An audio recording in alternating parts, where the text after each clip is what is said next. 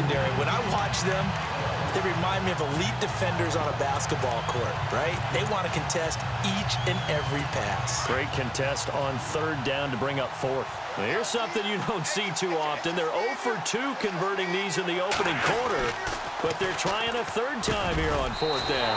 That's into the hands of Wallace.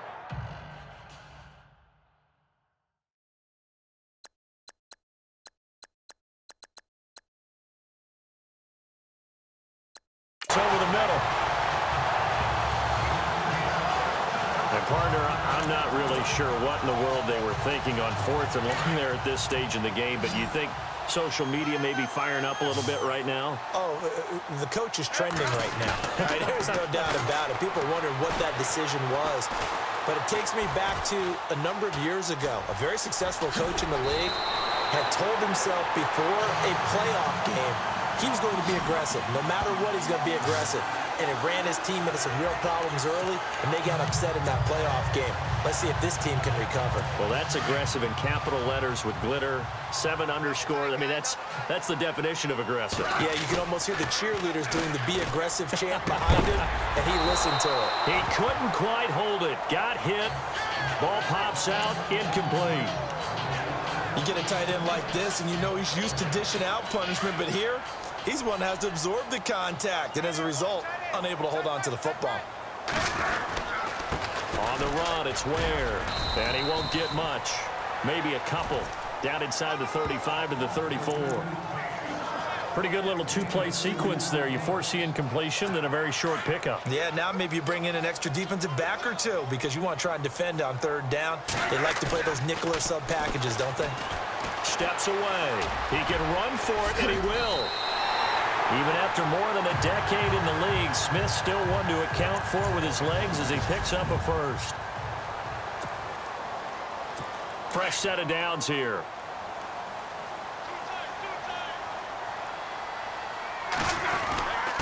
They'll run now with Ware. And he will be brought down at about the 6-yard line. Another nice gain, 13 yards that time. And another first down. Tremendous blocking by the interior of the offensive line. They didn't just gash him there. They blasted a gaping hole for him to gallop through. I think if he comes back to the huddle, he better be giving them a whole lot of credit and thanking them for that much space to rumble. They'll try to run it in, going option right. And maybe the wrong read there as he's going to go down immediately. It's a loss of 2 there, bringing up second down. And on this play, the read for the quarterback was the defensive end, and he was totally focused on the quarterback. He should have given it off inside to the running back. Instead, he kept it and ended up taking a loss on the play. They go option right on 2nd and goal. And he'll be stopped just outside the 5 at the 6. He'll get 2 on the keeper, but it becomes now a 3rd down. Typically on the read option play, when we talk about responsibilities, we're talking about what the quarterback has to go through.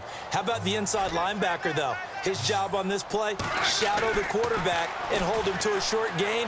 Did it. And this is caught by Wilson. Chiefs touchdown. Albert Wilson from 6 yards away. And the Chiefs are a 2-point conversion away from tying this thing up. And all about timing there on that short slant, Charles. Exactly right. That was timed up so well. The route, the throw, touchdown. And now whistles and a flag, and I think we got a jump here. Neutral zone infraction, defense.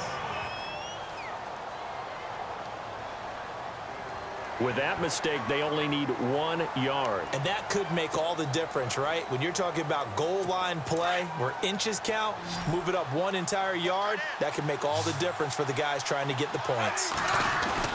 To throw is Smith, and he's going to go down just outside of the 5, right around the 6-yard line. So now, Charles, 2 touchdowns, 2 tries at 2-point conversions, and both fail. And you want to say, let's go ahead and run the kicker out there from now on. But the problem is you're chasing points at this stage. So now you've got to dial up more 2-point conversions and hope you're successful from here on out. That'll be taken in the end zone.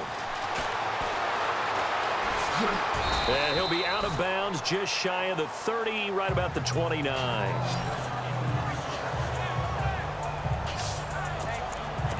Joe Flacco and company heading back out onto the field. He's thrown for a touchdown. He also ran for a touchdown, so they have to count for a guy that can do a little bit of both. And because of that, that puts the defense back on its heels. Because normally you just think, okay, he's going to throw the ball. Let's tee off, put a little extra pressure on him. But when he's able to either escape or run with the ball and design plays, that really changes what you try and do on defense. Yeah, you certainly can't forget about the arm, that's for sure. So in the second quarter, he's already up over 100 yards receiving now. And isn't 100 the magic number for a really good game for a receiver? So he got a chance to really shatter that and have a profound effect on this game. To pass, Flacco. Got his man complete over the middle. That's Wallace. And he's brought down. The Raven passing game getting in sync. Another first down. Quarterbacks love slant routes because the receivers are breaking right into their line of vision, and receivers love them as well because they're getting the ball on the move and able to catch it and try and get upfield and gain additional yardage. They look to throw on 1st and 10 with Flacco. Buying time to his left. He'll get 3 yards on the scramble there at 2nd down. Yeah, he only gets a few yards on 1st and 10, but he's better off doing that than throwing an incompletion or even worse, an interception.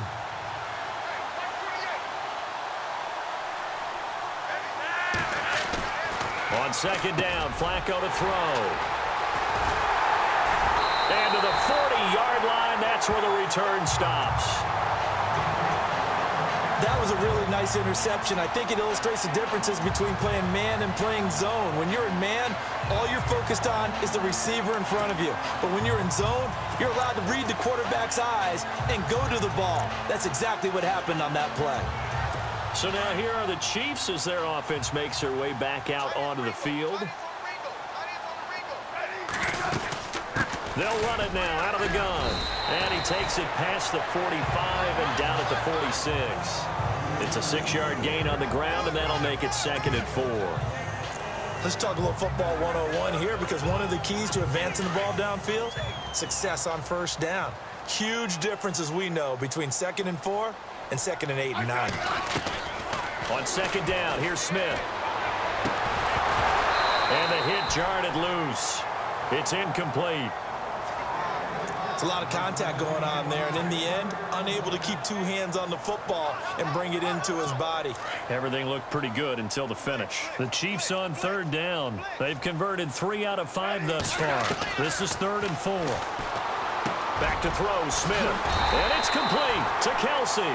And he's got the 1st down yardage before he's brought down at the 42. The Kansas City first, Smith finding his fellow Pro Bowler Kelsey.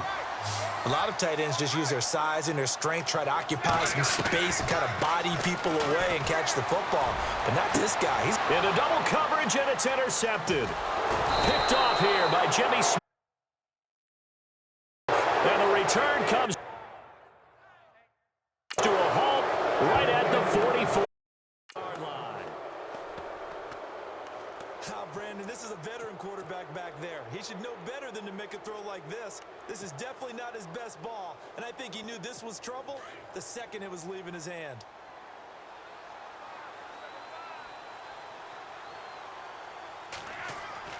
They get the pick. Now what can Flacco do on 1st down? Flushed out. Now a hit, and Flacco drops the football. It's loose, and it's picked up by the Chiefs. And his guys are going to take over at their own 48-yard line. When I see a play like that, I come back to risk-reward. I don't know about you, but is it worth it at that point, whatever you're going to pick up, to either take the hit, and in this case, lose the football? So it should have gone down. I mean, hindsight's always 20/20, but that's the safe play. You're exactly right. Hindsight's... And for the 3rd time here in this half, it's intercepted. Picked off by the longtime Charger, Eric Weddle. And he's going to take this one back to the 37-yard line. That's sort of a second quarter to forget for him. Now 2 picks in this frame.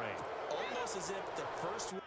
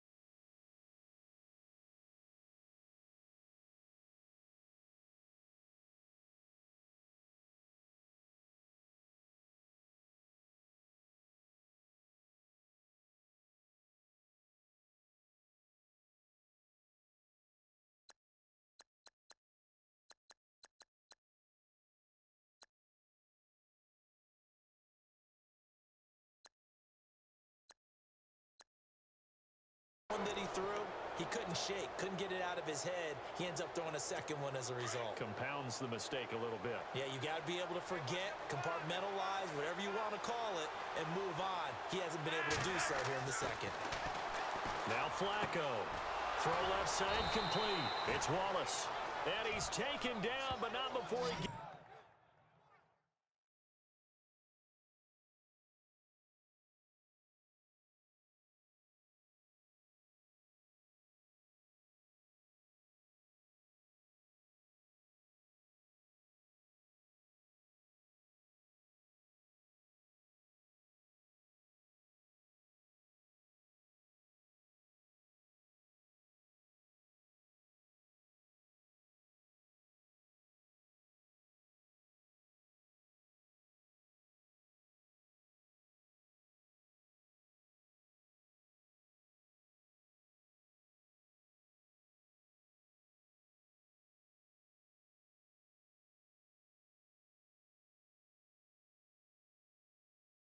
Gets this into enemy territory across the 40. Right after the turnover, they come out throwing. And that means it's a sudden change situation. We used to practice it on defense. Sudden change, get out there, stop the offense. But you typically run out there a little bit unsettled. I think that's why he came right out throwing the football, hoping to catch him off balance. And he did. Over the middle, complete. That's Wallace. Busting through contact. Just wasn't a huge hole there for him to operate. Stopped just inside the 35-yard line. Well, clearly one of his advantages as a passer is his height. Sit back in the pocket, fired over the middle. That makes things tougher defensively, doesn't it? It really does, because your goal is to move the quarterback off his initial spot when he gets his drop back completed. But when you have that type of height... And no escaping this time as he'll go down. They got him for a sack.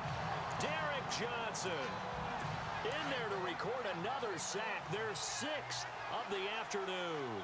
This has been a tough one for this offensive line. It appears almost like they've been on roller skates this entire game, the way they've been pushed around. 6 sacks given up in this one. And he gets this one all the way down inside the 20-yard line. The 21 yards there as they convert on third. He's such a good route runner. Shows it there on third down. Very proficient and a good pass.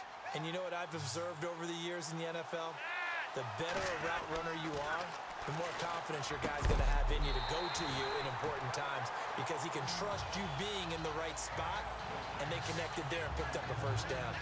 So he can't hang on, and as I watch that unfold, I remembered an expression that I've heard, maybe from you, I don't know, but you're going to get hit anyways, might as well hold on to the ball. Well, you know a coach said that, right? Yeah. Not an actual player. No chance at all. Way easier said than done. And he can't find anywhere to go with it, and he goes down. This offensive line flat out cannot handle this pass rush. We've seen it demonstrated time and time again, to the tune of 7 sacks in this game thus far. Flacco and the Ravens now, after the sack, need something good here on 3rd and long. Now Flacco. This is caught. And he won't have the touchdown, but he will have the first down as he's tackled at the 2. They're able to convert on 3rd down, and that sets up a 1st and goal.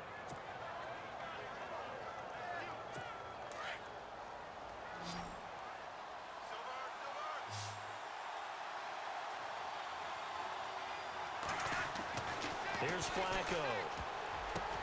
And it's intercepted at the goal line. Picked off by the free safety, Eric Berry. And a big turnover there as his guys will get the football back. And now the Raven defense going to call a timeout. They'll have 2 remaining as we step aside here in this